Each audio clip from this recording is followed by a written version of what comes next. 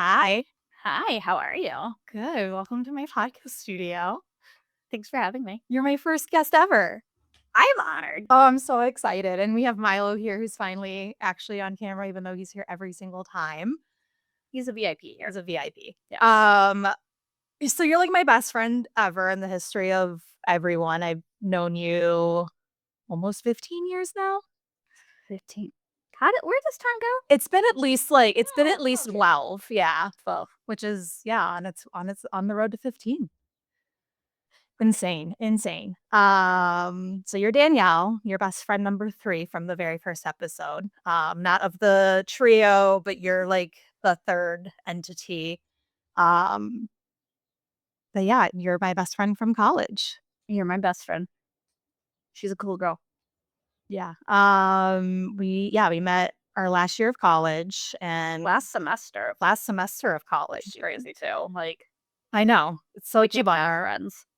fast friends. But I think it was like an appropriate speed of friendship. Like it was like we met, we like hung out a few times. As we hung out, we like got to know each other more, and then we became like even better friends. And you came to visit like while I was still living in the area a lot too. So like it was like nice to like connect over that. And now we live in the same city again, and we have for almost 5 years now. And Yeah, our friendship has definitely spanned multiple states and countries. And yeah, you're like mine, though. yeah, I never worry about if, like, I'm gonna lose you as a friend whenever I, like, decide to go off on an adventure, like, because yeah, we might not, like, text every day. It might be weeks between texts or, like, conversations with each other, but, like, it's, like, instantaneous, like I feel like that's how you know it's like a real friendship too, though. Like, Mhm. you don't have to talk every day, but like when you do chat or you're in the same place, like it's like no time's passed. Yeah. Did I even say your name yet? Your name's Danielle. Danielle, you did. get introduce me. See your name. I'm really excited. We have a great topic today, but you wanted to give me something first. I did. I have a gift that I feel like is perfect for your podcast room and just for who you are. So I bestow upon thee a great powerful Furby. Oh, I haven't had a Furby in like 25 years. And it's got a friendship bracelet. Is that a friendship bracelet? Which is like Pure T Swift. very T Swift. Yeah, this is, let's see, does she work? Hello? Uh, What? It's like squeezing my fingers, like perching on my, it's can't move. Oh my god, that's so cute though. Oh, it's a good boot box. Because it's a demon Furby, we do have to sage it. Um, good talk, good talk. Yeah, no, we're gonna sage you first because of that. Oh, I just whipped a hairpin across the room. See, that's why they use it in order. Like that's why they're used for killing. All right, let's see, what kind of sage do we have in here today? We have plain white sage. We have this, I think this is juniper sage. It's juniper sage, which is gonna be good. This one's rosemary. Palo Santo. And then I think this is like a rosewood sage. Yeah. I learned so much from you. Uh-huh. Furby's very excited. Furby's really excited for his first saging. Also, I feel like we should have like a write-ins for like potential names for Furby. Oh my gosh, please. Did he I think her name's Ka. She gave us her name. Thanks, Ka. Well, Like, huh? that makes sense. All right, let's sage you, baby. I'm gonna use a lighter instead of a match because it's That's how I spend my days too. Just like random little do songs. Oh, I'm well aware. Which is so cute. I don't Nap time, thank you. Go to sleep. Because my Yes, good timing. So you slept over last night. I did. And we watched a movie last night called Single White Female, which is Early 90s film. it's yeah, And it looked like it. yeah, it was it's like a line that I feel like we hear a lot, like, "Oh, you're being single white female," like, but we've never. I never knew what it meant though. Well, I did, but, like, never saw, like, the context from, Right, like, the right, movie. same. So I'm really It was an experience. it was a movie. I mean, it's my favorite part about it was so sexually graphic, but then as soon as there was a scene that was supposed to be violent as, like, an attack or something, they just insinuated that it happened. That's true. They It was, like, softcore porn, and then, like, we, like, cut to the aftermath of, like, avoid a violent there's, death. like, a bloody scene, but God forbid you the violence really happening. I know, it was really funny. I was so confused. So many boobs, full on landing strip, like, it was there. I mean, fucking Bridget Fonda's hot though, so it's fine. Her hair, not so much. Her hair, not so much. I hated the hair. Oh, I hated the hairstyle. But it was funny, but, it reminded me of like, couple of different people, but, like, one specific friend that I'd had in the past that, uh, we talk a lot about because it was a behavior that, again, is, like, regularly talked about in romantic relationships or, like, your relationships with your mother. oh, It's the Furby. She's sleeping. Shh. Um, but yeah, it's like this idea of like just very toxic friendships and very toxic relationships and toxic people in these platonic relationships. yeah, I feel like it was a very recent relationship too, like, friendship, so, like, it gets talked about a whole lot more Mhm. between us, but, yeah, when we talk about toxic friendships and those abusive relationships, it's not just romantic partners. Yeah. So if you're not familiar with the movie Single White Female, it's about like a 20-something-year-old woman in New York who needs a roommate. So she puts out like a posting, single white female, looking for single white female, gets this roommate. They hit it off right away. Immediate best friends. Yeah, but I feel like it got very toxic very quick, Right. very sensationalized. And I was gonna Doesn't say, it like, from a movie point, yeah, I was gonna say from a movie perspective, like, yeah, it kind of like makes sense why they would like speed up the trajectory that much. But I think we've both kind of experienced friendships that had a very similar, like, out of nowhere trajectory, which is, like, I think common when we're kids. Like, you make a friend sitting next to you in class, and that's your best friend for, like, all of your school life. Um, but, like, not it doesn't happen often in adult relationships, and it's like it feels very exciting when it happens in adult relationships. Kind of like that honeymoon phase, Right, but, like, as a friendship. right, exactly. Um But it's like, yeah, it feels so good that you don't realize how, like, super toxic it really is. Like, and we're not Or it's talking not like even shown right away, right. right? Like, toxic people don't show that they're toxic right away. That's true. Typically, they're very charismatic. Or it's behavior that you write off as just being like, "Oh, it's because, like, we just don't know each other well enough yet, so it's they're uncomfortable." That's a good point too. Yeah. Um, but I think single white female, some of the toxic traits I definitely noticed very quickly was kind of that mirroring. Oh, Like the roommate became very obsessive with um Allie, the main character, yeah. Mhm. point where like she started dressing the same, buying the exact same clothes, not even the same style, like the exact same clothes. And like just To the point that, like, this woman like, Allie went into this girl's closet, took the clothes out of him, thinking she stole her clothes out of her closet, only to find the exact same clothes in her closet. right. And then like the roommate like went and had the exact same haircut done and coloring and everything. Like it she wanted to become Allie. Right. Like this that was like the embodiment of like success and like who she wanted to be. And I Like think a big part of it too was, like, Allie was, like, the successful, beautiful, independent, confident woman who she just went through, like, she just, like, found out her boyfriend was cheating on her, like, it was, like, you know, fucking men, doing men things, like, Allie was, like, already kind of susceptible to, like, Sure. She was in a vulnerable place. Yeah, she was in a very vulnerable place. She was coming out of a long-term relationship with that guy she was gonna marry. She was engaged to him, and then had to, like, end up living with this girl. So, of course, like, it makes sense that Allie would be She needed a quick support system. right, And this person became what she needed. right. And then I think this person I think her name was Hetty? Hetty. Hetty. She became, like, this support person by just becoming her. In Yeah. a weird it was weird. Yeah. But you really, like, caught on to those mirrorings really, really, really, really quickly. What was that about? You were like that was, like, your favorite part of the movie was, like, "This fucking mirroring, let's go." Well, it reminded me just so much of this previous friendship that you had. Let's call her M. Mhm. Okay. So you became like the center of M's world. Like you became such fast friends, and everything though was about you for her. And it's like you always you'll learn this real quick. This woman has every single one of Taylor Swift's sweatshirts. Every single one.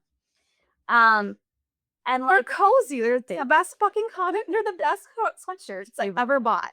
I love them. Like I wear like one every time I'm here. Listen, I do not support the capitalism of the billionaire of Taylor Swift, but her fucking merch collection is just high quality.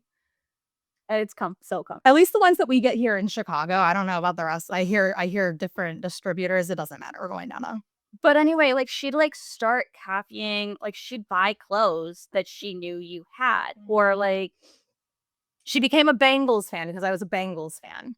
she had no tie to it beforehand at all. She didn't even like football. Didn't even like football, but I feel like a lot of football fans don't like football. well, yeah, and I mean, like, on one hand, it's like, well, she was your friend, and she found something that you like to do and wanted to do it with you, and it was like, no, no, no, no, no, that was She was not supporting you. it wasn't about support, it was about it was everything she did, everything she wanted to do was self-serving. It didn't come off that way at first. And it didn't come off that way at first, but, like, in hindsight, very self-serving. Like, she became a football fan because she went with me one time to go like, to the bar that I go watch football at and saw that there were cute boys there, so she wanted to become a football fan to find a partner, which we talked a little bit about this last week. I talked a little bit about this last week. I, like, don't do well with, like, women who are, like, very men-centric. It just Hey, women have to scratch an itch too. yeah, I'm like I mean, again, like, I don't fully hate men. I just There's a time and a place for just them. can our entire existence not be about finding a boyfriend? Like, that's all I have to say on the topic. But, It's fair enough. anyway, yeah, she was Bengals fan because I was a Bengals fan. Everything was self-serving. I thought it was really interesting because I told her one time, I was like, I'm really glad Shauna has a friend like you because you were just kind of there for everything, or she was there for everything. She is down for everything. But it became weird when like she came to my house and she's like, Shauna would really like this item.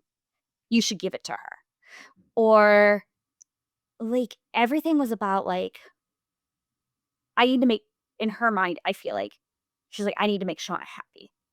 And it was almost like she was making you dependent on her because I feel like she didn't have a life outside of you whatsoever.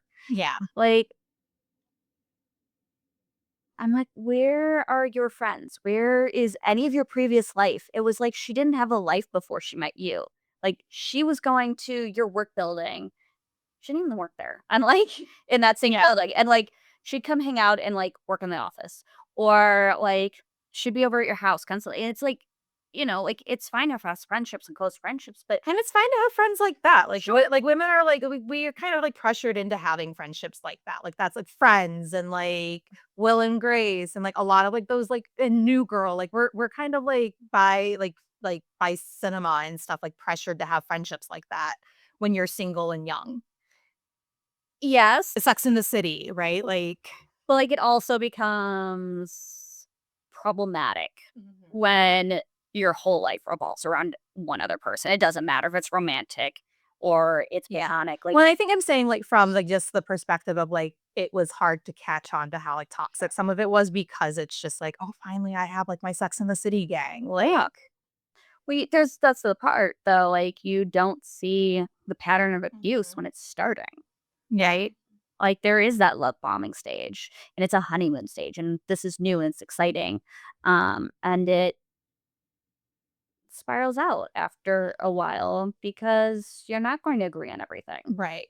And I also have, like, the experiences, like, being the oldest daughter of just, like, not really getting to do a lot of the things that I want to do when I want to do them. Like, a lot of the like, my life has been compromised away from me because it's had to like, because my parents wanted to, like, please my brother and sister and or, like, it just wasn't, like, good for, like, somebody else in my family, and, like, as the oldest, like, that's just, like I mean, child development and birth order, like, it's common that, like, oldest daughters are kind of, like, pushed aside and their wants and needs are pushed aside. So then I add that layer on top of, like, oh, finally somebody who wants to, like, go sit and watch football with me. Like, none of my other friends wanna go watch football with me on Sunday. Like, I asked them and they were just not interested. It's like and I'm over here, like, it's not about watching football, it's about hanging out with your friends. Football again, yeah. Right, and, so I think that also was, like, part of why I was able to cling on to M and, like, not recognize a lot of this behavior was because it was a different relationship than I've had in a long, long time. It was, like, the friendship that I think you and I or Svetlana and Dunst and I would have if we lived in closer proximity than we do. I think that was part of the appeal. Yeah, absolutely.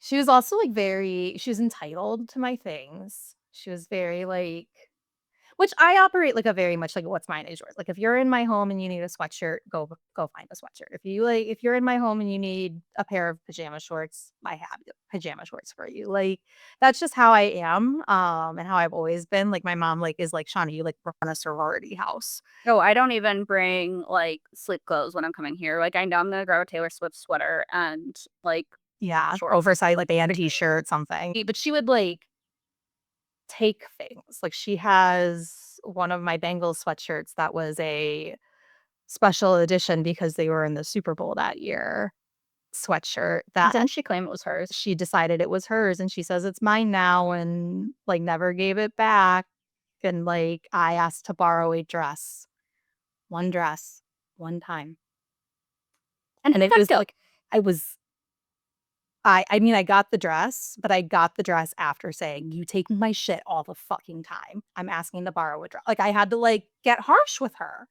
Like, I had to be like and, like, that's, like, the other thing for me too is, like, I know that, like, I come off as, like, super easygoing and, like, go with the flow and, like, kind of, like, just lets anything, like, rub off my shoulders. I'm also, like, incredibly, like, habitually responsible, like, not even, like, saying, like, "Oh, I'm more responsible than everyone else." Like, it's just, like, it's a habit of mine, like, "Oh, I see something on the table that needs to go into another room as I'm walking by, I grab it off the table and put it in the other room." Like, I habitually operate in, like, a don't put it down, put it away kind of, like, manner, sure. um, which is, like, come back to bite me in the ass a lot because people think that that just means, like, I'll clean up after them, I'll take care of them, I'll do everything for them, and then when I start to feel taken advantage of, I'm like, "Whoa, excuse me, like, no, like, I do that out of the kindness of my heart, not to be taken advantage of. Now I'm feeling taken advantage of. We're gotta address this situation."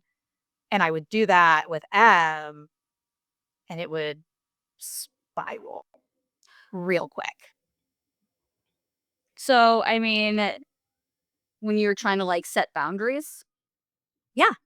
so what would she, like, say would be her response? Um, one good example I have was we had wanted to go on this bike ride, and this bike ride was about 10 miles, um, which seems, like, daunting if you're not, like if you don't ride a bike, like, you don't realize how fast a 10-mile bike ride is, like, that's less like, it takes less than an hour. It's really Yeah, You can tell I don't. Right. yeah, like riding bikes, it's not that bad.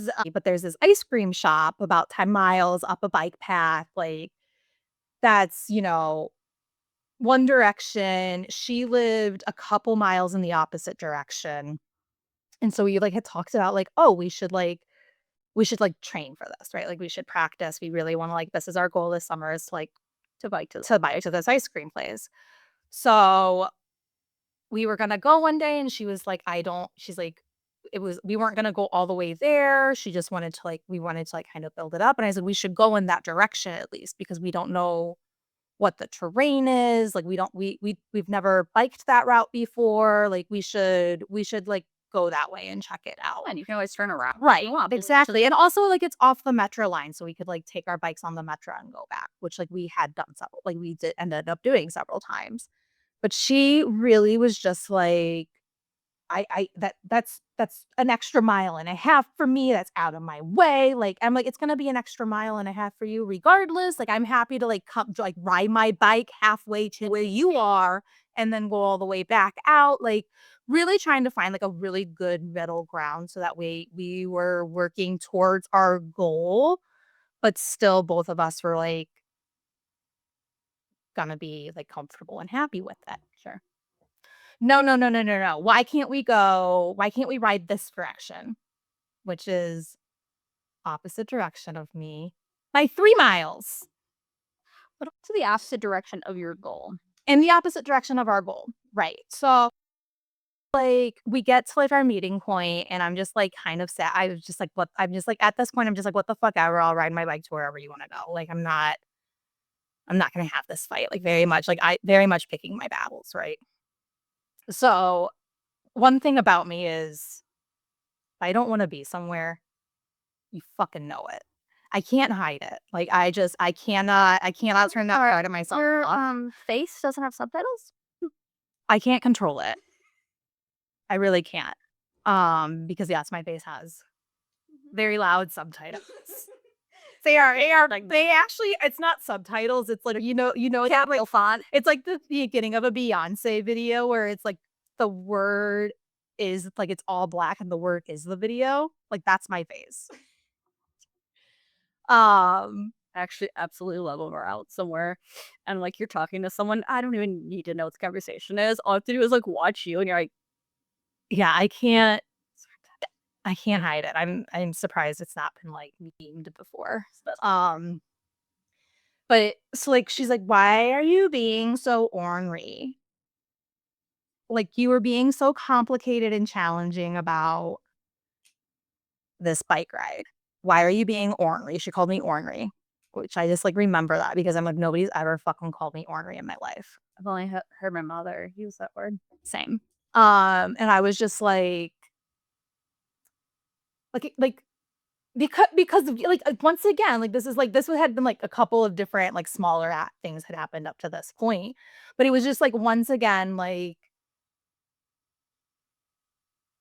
what I wanted to do was compromised away from me. Something that I wanted to into was, like, compromised away from me, just like it always is with my family, just like it always is with other friends, like and I was just like and it was also, like, so illogical and so self-serving, like, it was all about what she wanted to do, how she wanted to get there, when she wanted to be there. It was all on her time, what she wanted to do, and I had to, like, just tag along, and it wasn't supposed to be that type of activity. I recognize when those things happen, right? Like, if it's, like, your birthday or a bachelorette party or just, like, something that you organize, like, "Oh, I like, you did that last few weeks, I really wanna go do this, like, mug painting thing." I'm pretty impartial to, like, pottery stuff, like, I don't not enjoy it, but it's not an activity I seek out, Yeah. but, like, that's something you love to do, and my mom also loves to do it, so, like, I'm happy to do it with you guys, and then on the flip side, you guys come and do things with me that I wanna do, like, it's reciprocated that way, um and, like, yeah, there were instances again that it seemed like she was reciprocating that, but in hindsight, I realized how self-serving they were. So I think though what is like missing from context here is because it's not like, oh, you wanted to go one direction, and all of a sudden she's like, "No, this is." Oh, yeah, it had been, like, a plan, like, we had had this conversation, we had planned this out, like, days and days and days before this, like, this was, like we had talked about what we're doing on Saturday, like, earlier in the week, and this was our plan for Saturday. We are going to ride our bike towards the ice cream shop. And then all of a sudden, All that that wasn't okay. that wasn't okay. It wasn't okay because it wasn't what she wanted to do, and now everything is what she wants to do. So I just, like, snap at her. I'm just like, I feel like I never like, we never do what I wanna do. I feel like everything I wanna do is compromised away from me. I'm like, I feel like and then I'm, like, ridiculed, like, I'm made fun of, you tease me, like, I, like, answered, like, the phone or something like that, and, like, she's like, "What's going on with your hair?" Like and I'm just like it's one thing like, there's, like, a difference between, like, roasting somebody and, like, teasing somebody. Like, "What's going on with your hair?" is like, "Get the fuck out of here." Like, "What's going on with your hair? At least I have some." Yeah, I feel like we also need to, like, put context to this because we started to talk about, like, how this relationship was, like, idealized. She's like, yeah, I like, she everything was about you, Yeah. right? She became very obsessed with, like, who you are, mirroring that and all that. And then all of a sudden that went away. It did. And very quickly, I feel like it was almost like a whiplash. Yeah, I feel like We're, like, giving 2 different sides of this without, like, explaining. well, we had 2 different sides, It was, right? though. Like, That it was, was like, like, our very, like, Jekyll. I went through it. I was, like, dealing with it and going through it and, like, not and, like, not it wasn't obvious patterns yet to me because it was so, like, I wanna spend time with you, I wanna hang out with you, I know like, all this stuff, so then, like, when, like, It was something very came intense. up, it was just like it was like, "Okay, we've just been spending too much time together, we need to cool off, like, whatever," and, that really wasn't the case. I feel like that's when things changed, though, was when you started saying, like, "I need some space. I'm feeling a little suffocated, like, my life is only hanging out with you, like, I wanna be able to see Danielle or my other friends, Mhm. whatever." And Without you. right, and that was the difference, too. She just assumed that she was part of everything that you were doing, Mhm. and it's like, I need some time outside of our friendship. And when you start to put boundaries in, I feel like that's when things change, and it's not that she was, like, just upset with the change. Like, there were, like, explosive reactions that didn't even necessarily like, it didn't match, Yeah, right? right. It was weird. One such occasion was, like, she had plans to go to dinner with, like, her mom and sister. And she, like, texted me, she's like, "Well, I'll cancel if, like, you wanna do something." I was like, I really just, like, kinda wanna stay home. Like, I'm really not up for much tonight." My roommate came home, we're like, "Oh, we have to get dinner. Let's just pop over to the Italian place around the corner."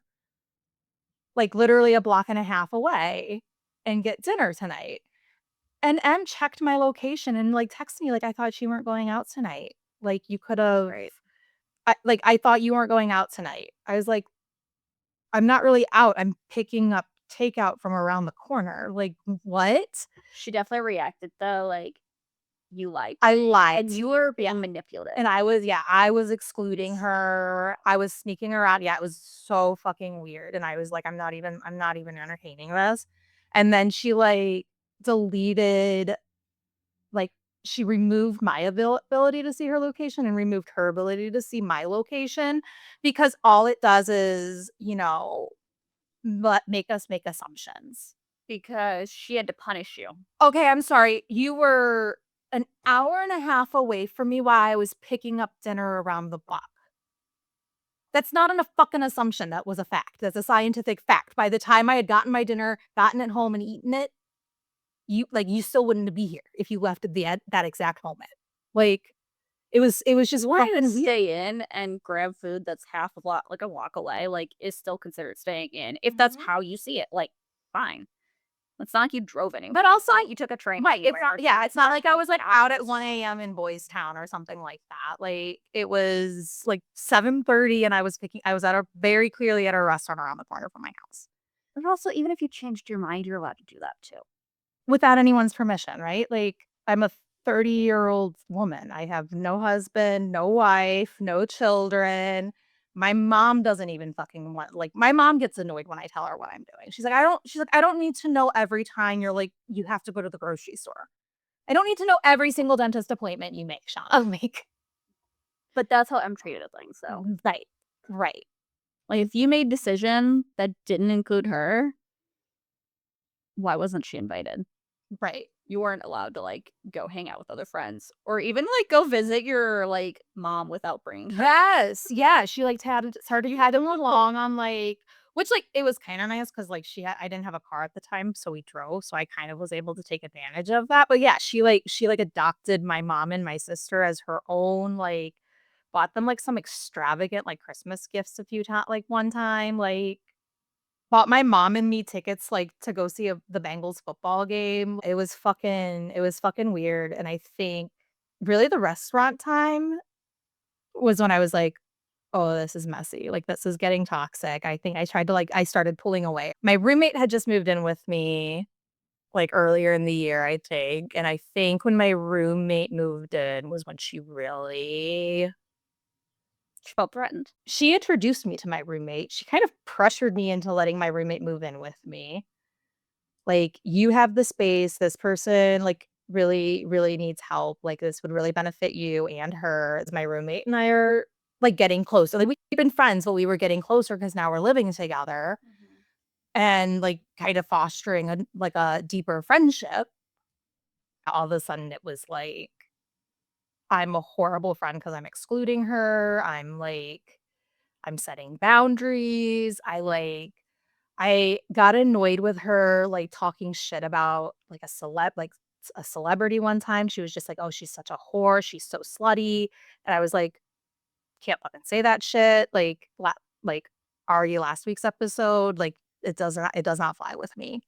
And I was just like, I was like, "Hey, like, really don't like that talk. Can we really, like, back up from slut shaming people?" Did not talk to me for, like, 5 days, and then when she was ready to have the sit down conversation, it was, like, a sit down conversation about, like, how my saying, like, "Hey, your behavior," or, like, what you're saying is, like, not okay with me. I'm not liking it, like, setting a basic boundary.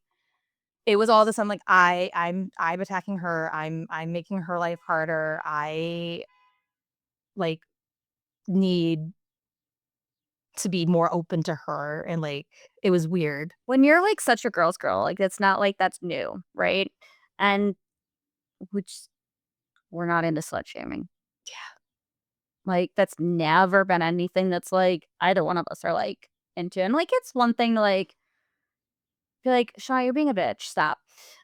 It's another thing to, like, constantly be putting people down in, like, weird ways, though, too, and, like, Em was definitely doing that, and when you're like, "Hey, I'm not okay with this."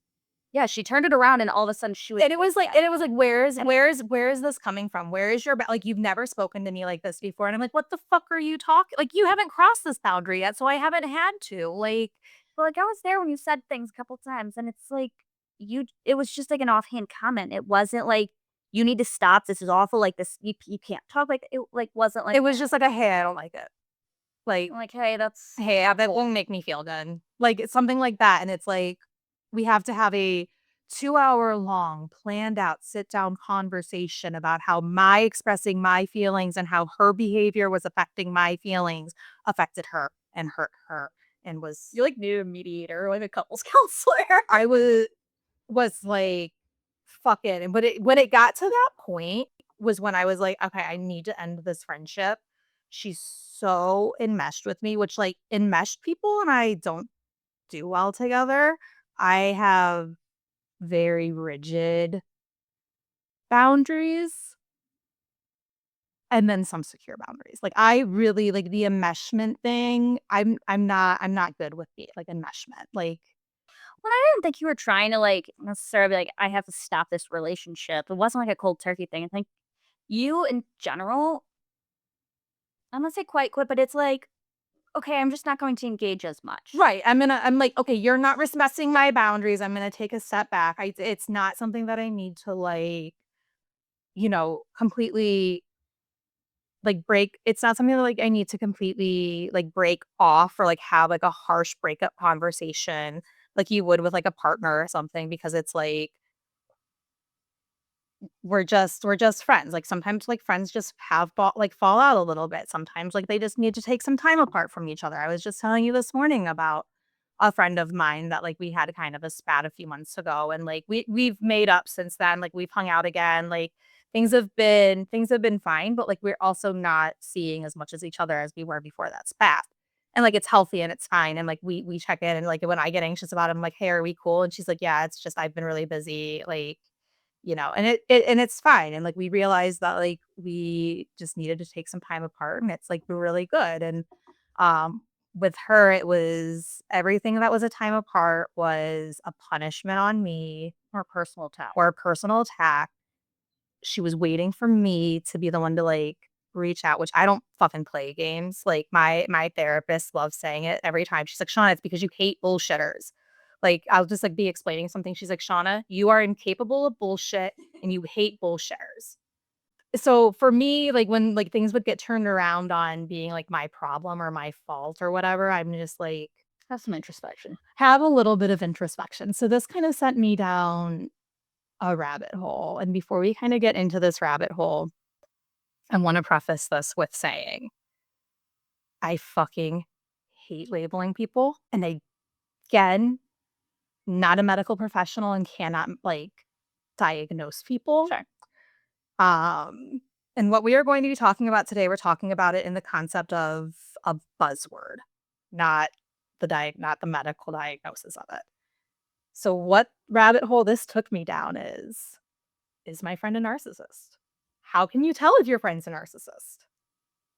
Why don't we talk about narcissistic friends? We talk about your narcissistic boyfriend all the time. We talk about your narcissistic ex-girlfriend all the time. We talk about your narcissistic mom Or boss. or boss or coworker.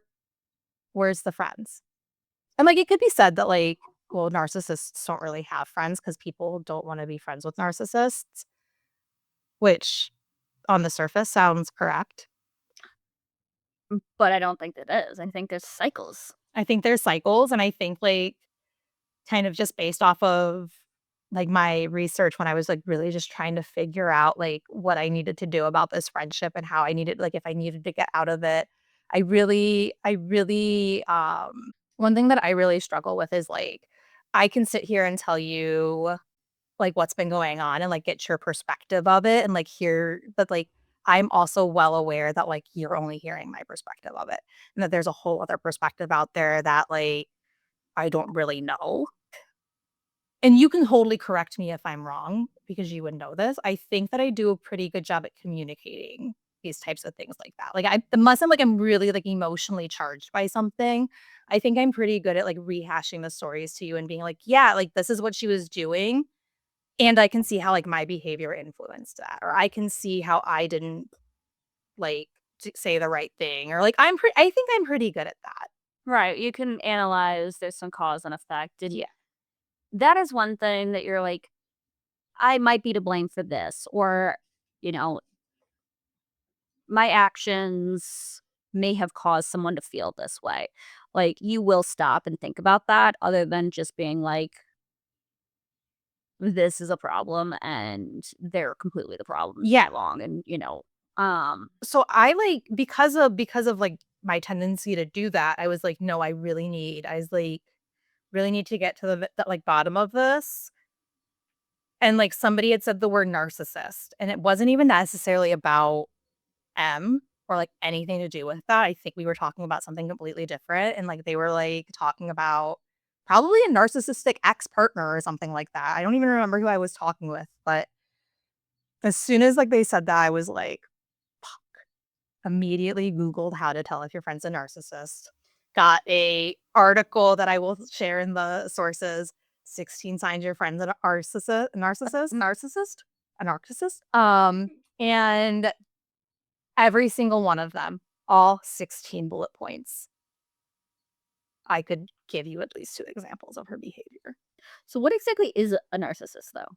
Great question. So there's narcissist, like as we're using it as the buzzword, but then there's like narcissistic personality disorder, which is like you it quite literally is like you embody all of the traits of somebody we would call a narcissist.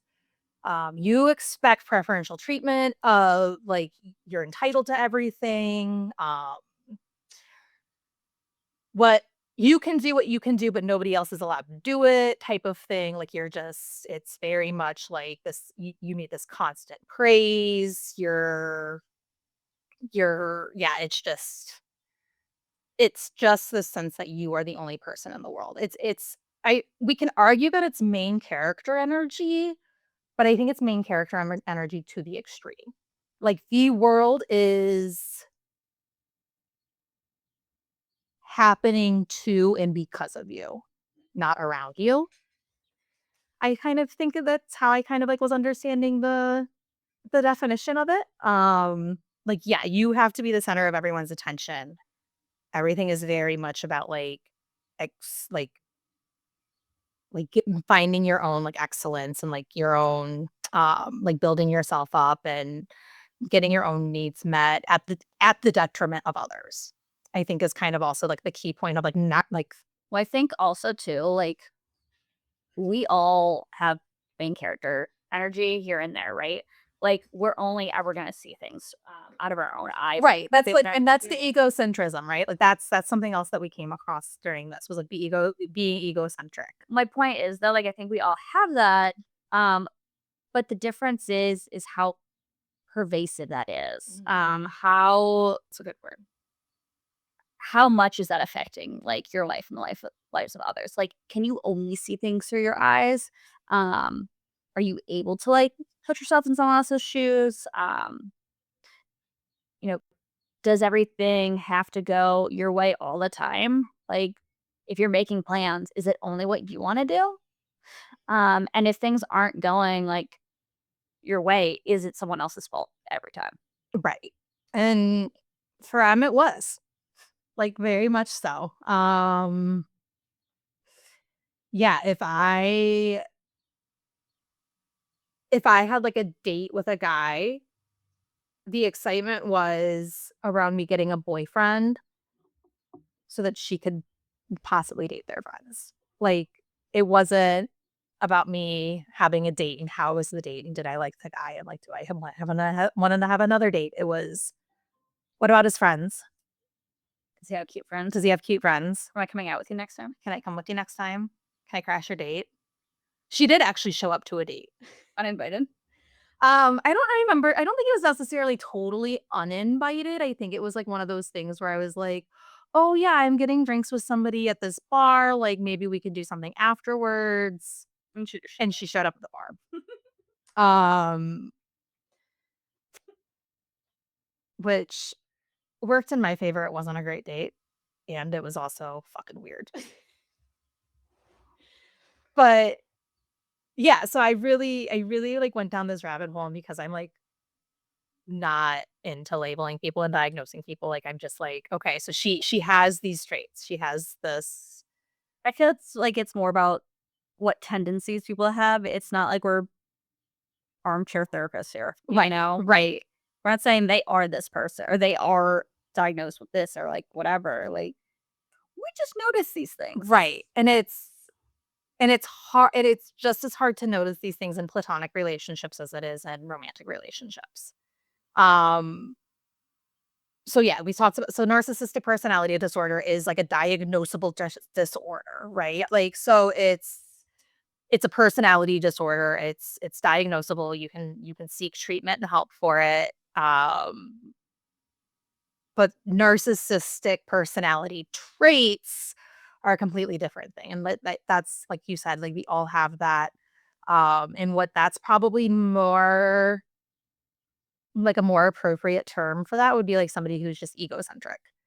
Egocentrism is like it's not a diagnosis. It's just kind of like an all-encompassing like term of just like you are very it's the psychological term for being self-centered. Like that's how Yeah, honestly, yes. yes, that's exactly what it is. It's like you just can't see outside of your own world. You cannot understand the perspective of others, like, you don't see other people's perspective. Um, it's, you can come off as kind of like combative in a way of like, "Oh, I have it worse than you," or "I have it better than you," like. I feel like this really though, like if we're talking about egocentric traits and people who exhibit them, I feel like M wasn't the right category for that though.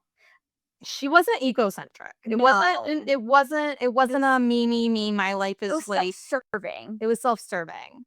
It was obsessive about you, but then it was like turned into the self-serving thing. But I feel like if we're going to talk about egocentric, we almost have to bring up someone else. We do. Um, We have a shared ex-narcissist, don't we? I don't think they were narcissists. That's fair. Narcissist, little n. I really think they were very egocentric and had a lot of that kind of superiority complex based in, but it was Also, like, a white savior complex, like, very much like very white savior complexy. yes. Yes. So, would you like to introduce the friend that we're talking about? Oh, this is Kay. We'll call her Kay. So we met Kay through another mutual friend of ours. He dated her, and then, like, the 3 of us just kind of really clicked. Yeah. Again, pretty quickly, I feel like. Well, I became friends with her when they broke up, and we just were good friends, and I wasn't gonna drop that just because they broke up. And then, especially when you moved to town, like it was just a really good. Yeah. So, like, during COVID, I would come into town all the time, and, like, I would stay with her just, like, to get out of town and, like, go somewhere else. So I would, like, Mhm. stay with her and come see you guys. Well, and she was already in the city too, so that always helped. Yeah. But I feel like everything was always about her. And not in like a grandiose way, but just she was incapable of looking at someone else's perspective. So when like someone had a problem, she's like, "Well, I can't I don't get why you're upset, or I can't relate to that."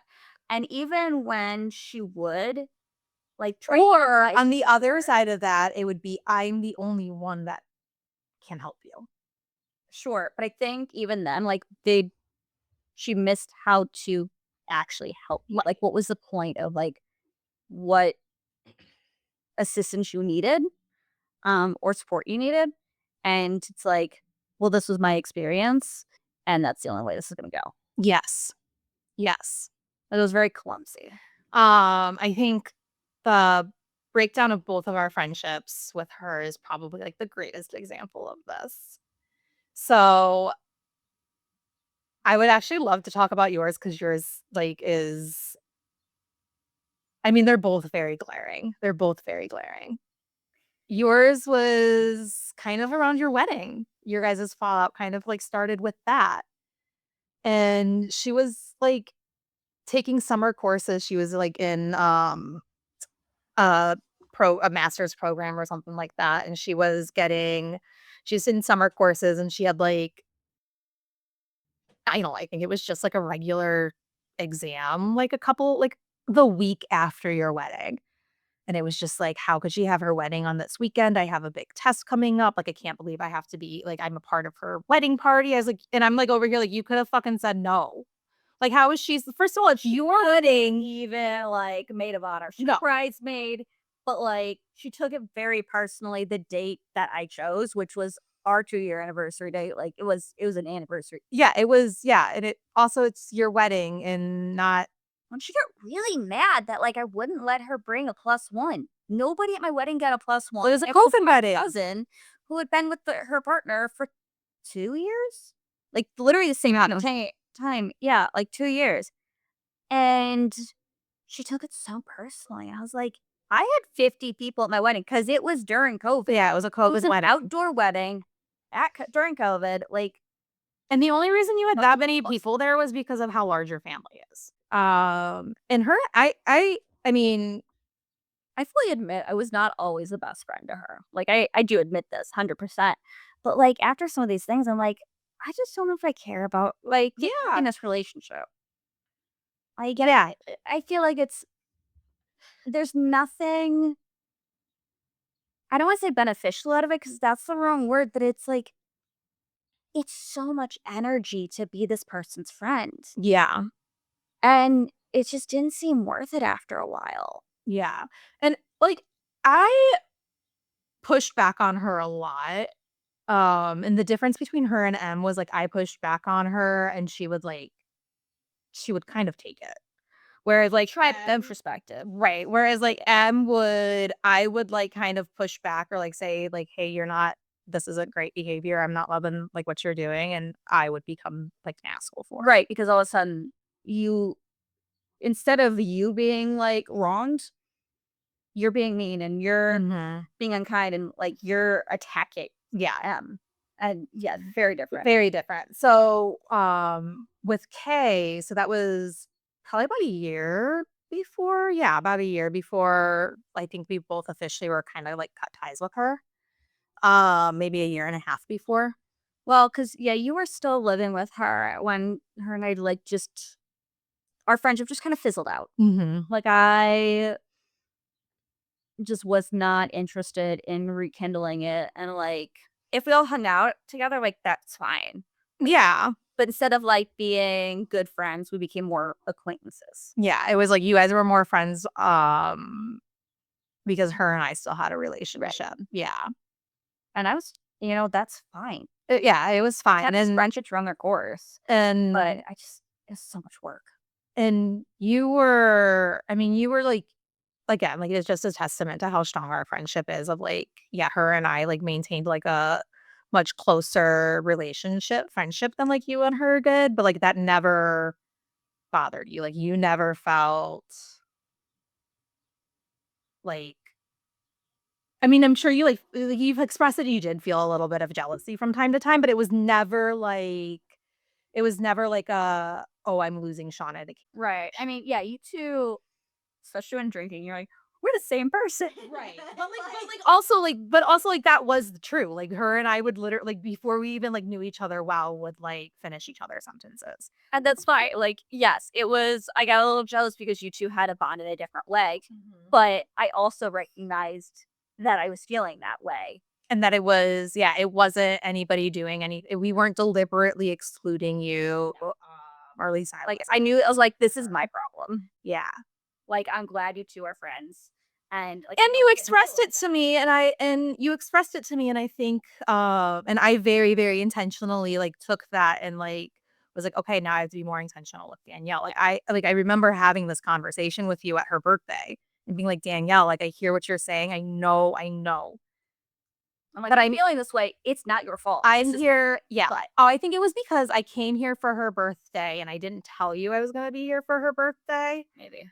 Um, but I knew I was gonna see you. Like, it wasn't like I was hiding it from you. It wasn't it was more of like I'm gonna pop up and she's gonna be so surprised, and then you were actually kind of, like, bummed. Like, you were like, "Oh, I wish, like, I knew that you'd been here for another day." Like, Oh, yeah. I think that's what it was. I was like, I would have had more time to hang out with you Yeah. because, like, you coming to town was such a rare thing at that time, too. Yeah. Yeah, but I was like, "Danielle, like, your wedding stuff is all coming up in a couple of months. Like, I'm gonna be here so much for your wedding." And you're like, "Yeah, you're right." Like, I love you. I know. You're a wonderful human. There's also a lot of drinking that day. It was summers. But it was summer. It was like, yeah. But, yeah, so then our friendship fizzled out about a year, not even a year. Yeah, about a year later. Probably, yeah. Roughly. Your grandma had passed away in August. Her grandfather had passed away in September, and then my grandmother passed away in October. Also, can we just say how weird that is? That is weird. I mean, they do come in threes. But, like, we were such close friends, too, at that time. Yeah. Like, then it was just boom, boom, boom. Mhm. I was like, what is happening this year? So this is gonna come off as like comparing, but I think it's just more context of your grandmother was quite elderly when she passed, She was 97. 97. Her grandfather, I think, was like 98 when he passed. My grandmother had just turned 80. So, like, and my grandmother passed away from COVID too, on top of it. Like, so it was sudden. It was really a hard time, like, for, like, just overall, like, anybody who lost somebody due to COVID, like, will tell you that it's different than just losing somebody, 'cause you couldn't see them. Like, my grandmother was in the ICU for 2 weeks, and, like, none of us could go see her before she died, kinda thing. Like, so it was very, very, very different from your guys' experience. So then, like, I was there for both of you. I was very, like, checked in. I was still living with her at the time, like, I was living with her very temporarily while I was waiting for my, apartment to open up for me to move in, and, her grandfather had died, and I made dinner for her. And keep in mind, like, her family lives 30 minutes up the road, like, her whole fucking family does. I live 6 hours away from mine. Like, my family was U2 in the city, and, it was yeah, I took care of the house, I watched her pet, I sat with her family for Shiva or whatever it was, like, did all of these things, and then when my grandmother died and I needed help with my dog, "I can't watch your dog. Can you at least bring him to me downtown so that I can, like, take him with me?" Like, and Go home. so I can go home and deal with all this shit? Yeah, I guess, like, half-assed did it. Um, she had started dating her now husband at the time, and, like, we had plans to, like, get dinner with him so I could meet him for the very first time literally the day my grandmother died. And so, obviously, like, I had to cancel it, and I was like and then from my grandmother's funeral, I left from my I changed my flight for a work trip. I was supposed to leave for a work trip on, like, that Saturday or Sunday. I had to rearrange my work trip for this funeral, and my boss was, like, really understanding of it. So, essentially, like, I left my grandmother's funeral, had a second cousin I haven't seen since I was, like, 7 years old, drop me off at the airport to go on a work trip where I was on this work trip for 5 days. And it was, like, it's not, like, 5 days of, like, oh, a couple of meetings here and there. It's 5 days of, like, I was running a conference. I'm working on the floor from 6:30 AM until, like, 8 or 9 o'clock at night, if not later, right? So, come home. I think she's on vacation. She's, like, on vacation with her new boyfriend. I have another friend who comes into town to stay with me that weekend, because it's my first weekend back since my grandmother's passed away. So, like, he was like, can I come stay with you just so you have somebody?" And I was like, "That would be so nice, thank you." I slept pretty much the entire fucking weekend, and then Tuesday, I get this, like, voicemail from her of just like, "Why haven't you tried to reschedule this dinner with my boyfriend? Like, I'm really this really is upsetting me that, like, like, you're not I remember you telling me about you're this. not, like yeah, you're not invested in my relationship." And I'm like, "Dude, my grandma died last week. Like, I And you just got home." Yeah, I had just gotten home. Like, she was even out of town. Like, what the hell? I was like, "Seriously So then I think, like, yeah, and after that, we kind of, like I kind of, like, put some distance between us. I was like, "I'm not dealing with this." I invited her over for dinner. She came over for dinner. We had a really nice dinner, and then we were, like, just chit-chatting, and she just, like, starts, like, going off on me. It was very strange, and then I think I was like, "Well, dude, my grandmother just died." "Well, at least you still have grandparents left. My grandfather died, and now I have none." And I was just like, "I what? Fucking what?" I'm sorry, I'm upset right now. Ex I'm sorry, what? We're not talking about any grandparent, we're talking about fucking Babs, first of all. She was I definitely didn't lose a grandma, I lost Babs, like, which is very like, not very different, but also, like, what a wild thing to say. I'm still just flabbergasted, I still can't fucking say it. But that really was, like yeah, we had that fight, and she, like, stormed out of my house, and, like, that was really kind of it for a long time, and then she, like, resurfaced very, very, very briefly, ironically, when she was graduating from law school and when she got engaged.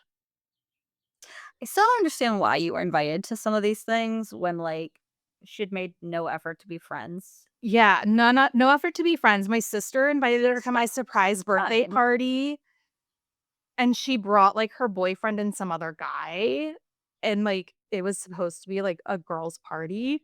Yeah, we were in there and, like, we were having a whole it was a whole girls' party, and it was, like, a Taylor Swift, like, theme, like, we had themed drinks and, like, themed, like, decor and whatever, Yeah. and, like, yeah, she came with 2 guys who 1 weren't invited, but, like, 2, like I don't know, like, the invite was definitely, like, for her, but I just don't think that she felt that she could show up by herself. It was yeah, She needed, like, moral support, it was very strange. but, like, why she also needed 2 people, I don't understand.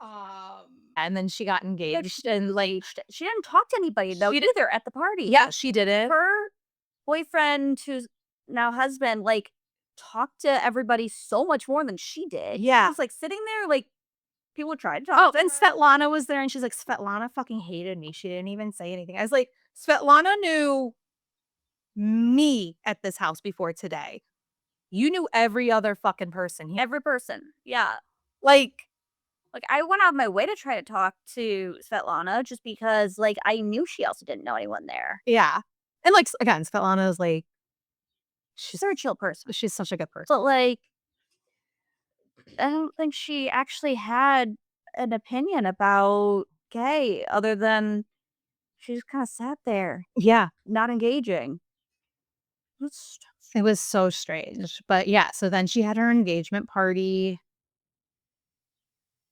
and I never heard from her after that, which, like, keep in mind, like, literally up until 3 months beforehand like, there was no contact. You weren't even sure that you were well, no, not even that, but, like, before she got like, 3 months like, before, like, our friendship blew up, I guess, like, the months leading up to our friendship blowing up, she was just like, "Yeah, I met this guy, I'm so excited for him, I'm gonna marry him, like, you're gonna be my maid of honor." I go to her engagement party, and then I never hear from her again. Never heard from her again.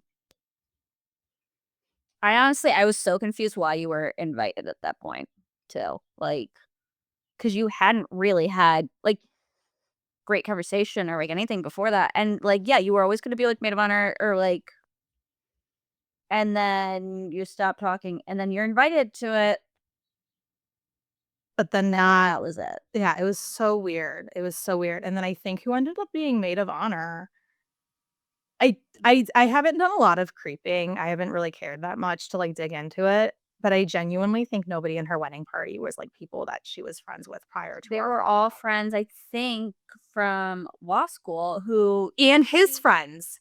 that's right, she had no, like, real friend it was mostly his friends, I It was think. mostly his friends. So, like, the only people that, like, she had standing for with her, like, in any of the pictures, not even just bridal party, like, were people that she complained about to you. Mhm. Like, right. It was weird, it was really weird. So we But yeah, she didn't none of them were, like, relationships she had won't given 6 months. yeah. So, like, how do we find these people? Out in the wild. We like, how do these people fall into our laps, do you think? Or my lap, I guess, since That's a great question. I feel like I asked you that not long ago, like, how why do you just, like, attract these toxic people? my mom asked me that too, actually. She's like, "What is it about you and the like, why do self-centered people like you so much?" And I talked to my therapist about this a lot. Um, and the closest thing we can figure is that they're attracted to me because I am just like a core caretaker. Like I get a lot of joy out of doing things for others. I find I find value within myself when like other people like need something from me and I can fulfill that need. Like that's where I get a lot of value, which again, like birth order, it's like pretty fucking common for oldest daughters. Oh, there's a lot of parentification. And for a lot of parentification there too, that like causes that. And it's like, and so I think what it is like these people latch on to me because I can do something for them. I latch on to them because there's somebody I can do something for. And then, but on top of that, I like to think I'm a kind of a pretty well balanced person where it's like I as soon as my boundaries get crossed, I'll say something. I'm pretty pretty good about I'm pretty good at about standing up for myself, speaking up for myself, and I think I'm pretty good at using appropriate language so that it doesn't come off as an attack. The issue with K and M was I would say these things to them, and it wouldn't be received because it wasn't harsh enough, or it would only be received as an attack. I think it was received and then manipulated, but in very different ways from each person. Mhm. But yeah, it was misconstrued, and you're very good with, like, your words when you're trying to talk about something sensitive, especially. Like, you think things through, and Like, yeah, I don't say anything that I won't say with my full chest. yeah. No, like, sis, but, like, I feel like you will say things that's like, I've never gotten, like, offended by what you had to say, and even if I did, it's like, "Oh, maybe there's you're right." Like, after you sit with it sometimes. Sometimes people just, like, react badly too when, like, anyone calls them on their shit. But, like, you don't even, like, necessarily call people on their shit. You're like, "It's just not cool," or, like, "I felt some kind of way about this." Yeah. But then, yes, it would either get blown up or the point was just completely missed. Yeah. Yeah. Um, A lot of yeah, a lot of, "Why haven't you said this to me before?" too happened, like, "Why have you never spoke like, why have you never this is the first time ever hearing about it," like, very much, like, trying to say, like, that these boundaries that I'm now getting more forceful with were never mentioned before. And in my head, I'm just like, "What the fuck are you talking about?" Like, how 'Cause these are situations you tell me about, and I was like, "There's no way this is the first time because 'cause we've talked about this many times." Yes. Right, so, like so what do you mean this is the first time I'm telling you this? Like, I'm not that's not who I am. Like, I sat in a performance review with a manager who was like, "Oh, I really would like to see you advocate for yourself." And, like, my other supervisor and I are like, "Whose fucking performance review are you in?" Like, are we talking about the same person? What the hell? Like, Shauna advocates for herself and everybody else. Like, yeah, like, I'm, like, the first person to, like, tell somebody, "Hey, you have to advocate for yourself. You want me to do it for you?" Like, I'll happily go tell a company that you're being abused. Like, not yeah, and it was so it was like it was very whiplashy and it was very gaslighty, I think. And I don't know if it was gaslighty again, like, I don't know if it was, like, intentionally manipulative. I think with M, it was intentionally manipulative. I think I think with M, it either was, like, this intentionality, this malice behind it, or, like, she quite literally does have a pretty severe personality disorder that's undiagnosed and untreated that It could be both. and it could be both, and I'm not like, again, we're not medical professionals, we're not armchair therapists able to, like, like, diagnose these things. It's just, like, hers were just so loud. Like, it was just so obvious what she was doing, and it was just so obvious what she was, like, omitting truths about or, like, lying about or, like, over, like, over making it too important. A lot of In overreaction. overinflating. Yes. That's the word I was looking for, overinflating, overreactions. Um, Whereas, like, with K, I think it was like, yeah, she just quite literally, like, couldn't see it from a different perspective, like, could not see a world outside of her own head. And I feel like the difference there was, like, too, it's fine to be friends with people like that, for Mhm. sure. Like, you just have to accept them for who they are. You see them for who they are, and this is clearly how their brain works. Like, they're gonna only see things from their view, and that's the only way they know how to perceive the world. And, like, that's okay. I think the problem was with, like, M, where, like you said, it got manipulative. Um, and they're both toxic in their own way, but, like, that's where it gets a little dangerous too. Mhm. Yeah, so, like, with my fallout with her happened about a year and a half ago.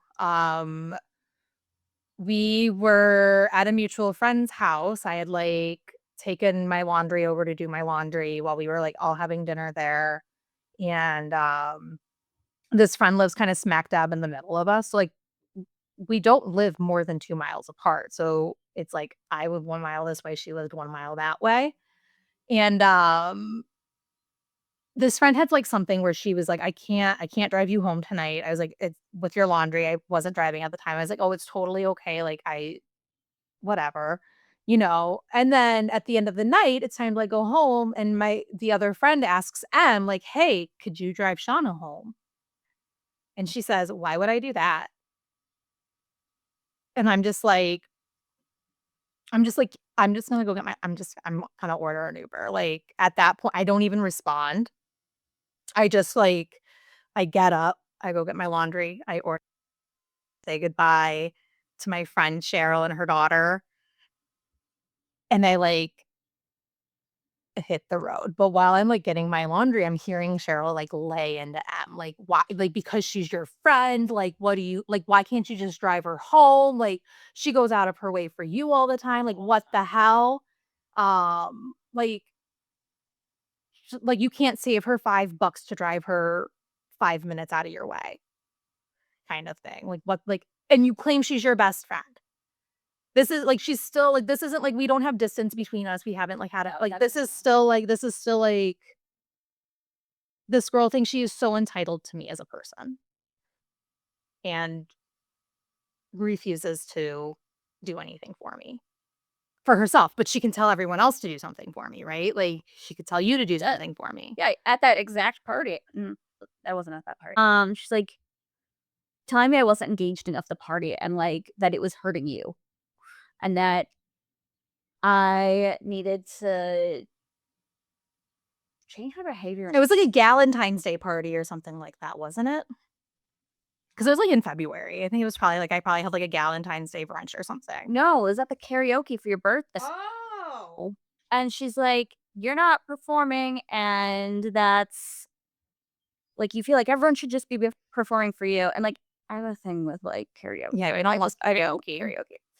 And like everybody knows this. I have a love-hate with free karaoke. I like karaoke when nobody's good at it. I hate karaoke when somebody's a tryhard at it. But like we've gone to karaoke and we know that Yeah, you don't sing. I don't do it. And like she's like, you need to go up there and like because like somehow I was harming you in some way by not saying. That's so fucking weird. So yeah, I leave. I don't really even say anything to her. I'm just like, I'm so fucking livid at this point. Like, I'm just like, and I had been saying, like, up to that point, I was like, the next time something like this happens, I'm fucking done. And that's exactly what I did. I was like, I texted her like the next day. I was like, I really need some space from you. Like, I'm going out of town this weekend. Like, maybe I'll talk to you when I get back or something along those lines, like, very like, left it very vague, like, "I'm fucking pissed at you, and I really don't wanna be around you right now," is kind of, like, the message I was kind of giving. Um, Like, let's take a break. and she responded with a, "Yeah, I agree." Okay. So I just never fucking texted her. And then she, like, texts me, like, a week or 2 later being like asking if we could talk, and I'm just like, "I'm not really interested in it, but I'll hear what you have to say." And she wanted to be She's like, it's really hurting me that you're like this. And I was like, no, I need to like, these are my boundaries. I was like, if you want to try to like repair this, this is what we need to do. We need a fucking break. Like we need time apart from each other. We need to figure out who, like we're too enmeshed. Like just wait for me to reach out to you. Like please just kind of like leave me alone for a little bit. Um and then literally the next day she's like, wish you were here to help me get ready for my date. We're going like on this like Y2K themed date. You would be so good at getting me ready for it. And I'm just like, You're missing the point. Ari, like, don't talk to me. And then she like texts me.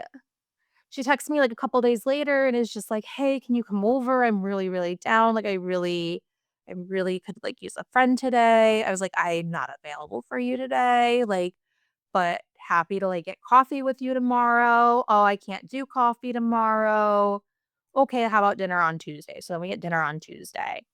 And it's so fucking awkward. She doesn't even like say hi to me. She like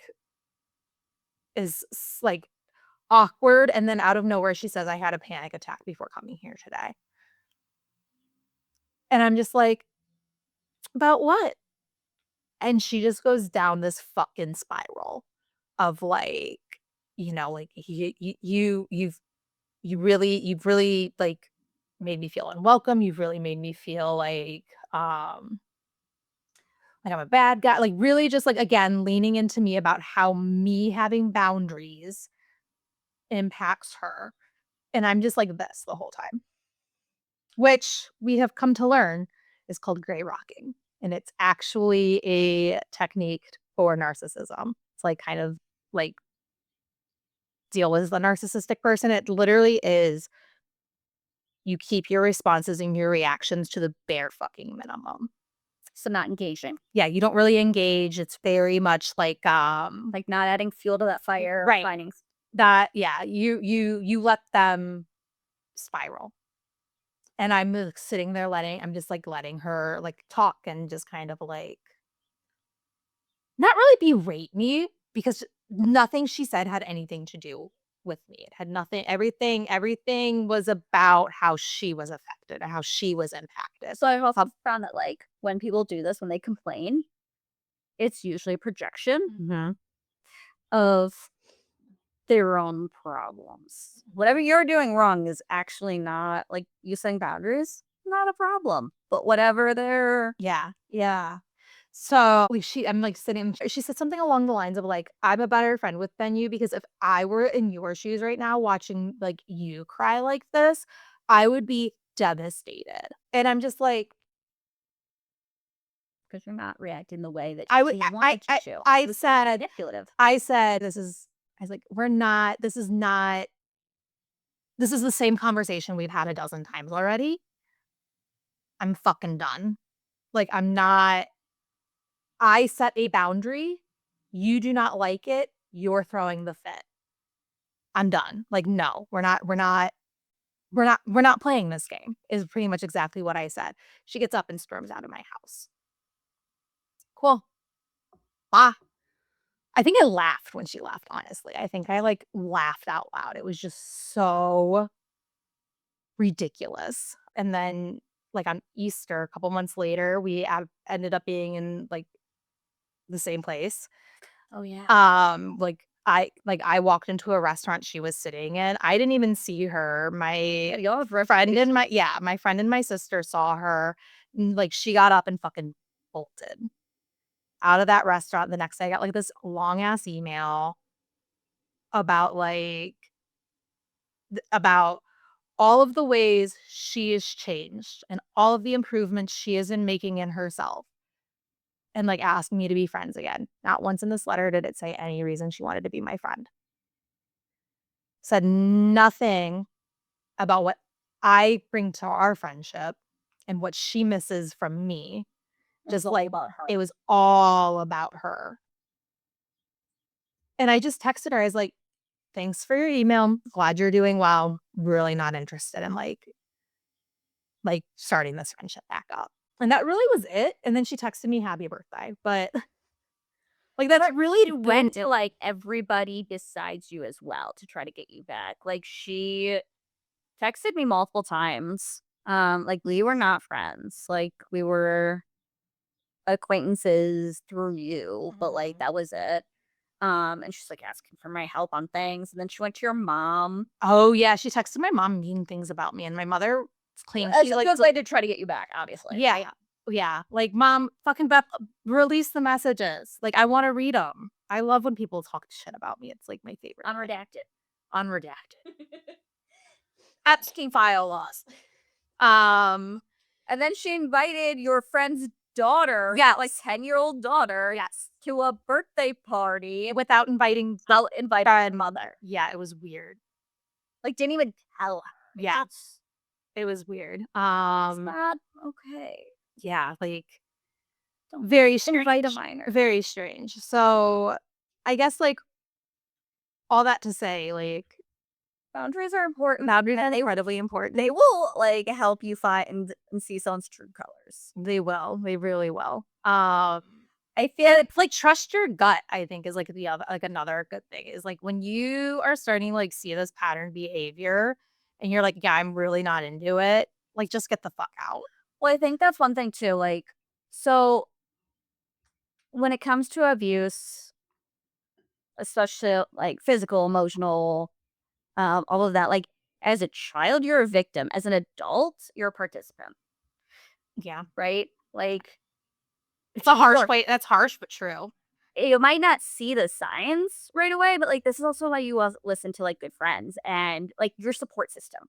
Yeah. Um, and if you're being singled out by any relationship, friend, platonic, romantic, whatever, like, and they're, like, taking you away from the rest of your friends and family and trying to, like, Isolate. yeah, That's isolate, that's like, that's abuse regardless. Like it does not matter like the title of that person in your life. It's still sure. abuse. And I think, like, And abuse you is know, there whether it's intentional or not.